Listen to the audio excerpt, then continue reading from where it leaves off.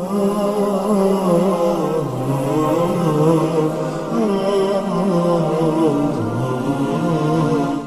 حدیث کے جو ہم بچپن سے سنتے ہوئے آتے ہیں، قرآن اہل بیت، قرآن اہل بیت، قرآن اہل بیت، ہمارے بچے بچے کو پتہ ہے،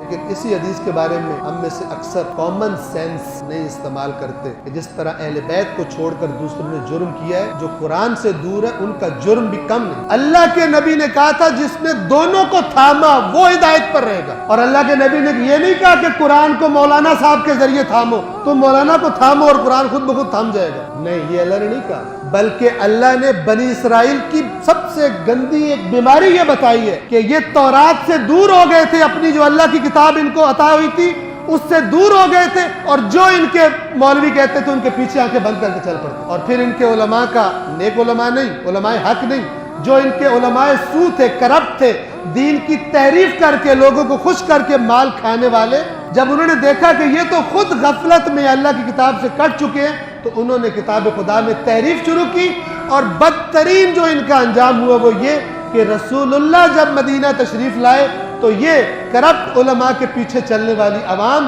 انہوں نے اپنے مولویوں سے پوچھا کہ یہ وہی ہے جس کا ہم سے وعدہ کیا گیا تھا، یہ وہی رسول آخری جس کا ہم انتظار کر رہے تھے؟ ان کے مولویوں نے کہا نہیں، یہ جھوٹا ہے، انہوں نے کہا ٹھیک ہے یہ، اور بدبخت ہو گئے، رسول اللہ کا انکار۔ کس بات کی سزا تھی؟ اللہ کی کتاب سے کٹ کر